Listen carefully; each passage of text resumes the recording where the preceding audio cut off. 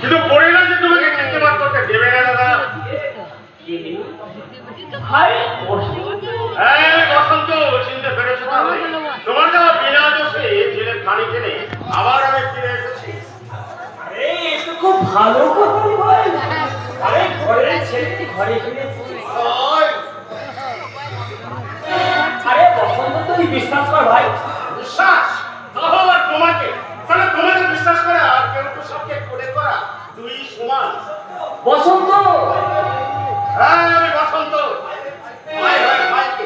মিথ্যে খুন আর ধর্ষণের দায়ে জেলে পাঠাতে পারি, মিথ্যে চুরির দায়ে যাকে পুলিশ দিয়ে ধরিয়ে দিতে পারি তাকে আর কেউ বিশ্বাস করুন এই আমি কিন্তু বিশ্বাস করি না। বসন্ত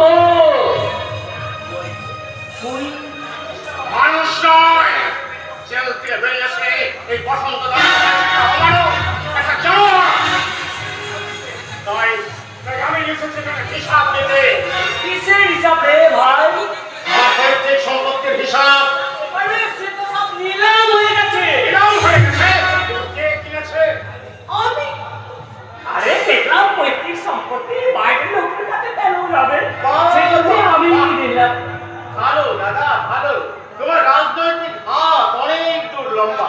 সারা সম্পত্তি নিলামও হলো আর তুমি কিনেও নিলে। ভালো খেল খেলেছ মায়ের। আরে ভাই তোর সম্পত্তি কই আছে? আরে তুই যদি মনে করিস সেখানে থাকতেই পারে। আমার কোনো প্রয়োজন নেই হেমন্ত দত্ত। আজ আর আমি কারোর কন্যার কোনো ভাব ধরে না। আজ আমি চলে যাচ্ছি, তবে আবার আমি আসবো। আমার তো মিথ্যে অপবাদকে দুপায়ে মারিয়ে তোমার গলা টিপে তোমাকে আমি ঘুষিয়ে দেব। আমার সম্পর্কের হিসাব আমি ঠিক। বসন্ত, আমি বসন্ত। তাই তোমাদের চক্রান্ত করে তোমরা আমার উপর যে অপমান আর অবাঞ্ছনা জাল করে রেখেছ তার বিনাশ করতে আর আমি ওই কার থেকে শুনে এসে তোমার ত্রুটি চেপে ধরে বসিয়ে দেব।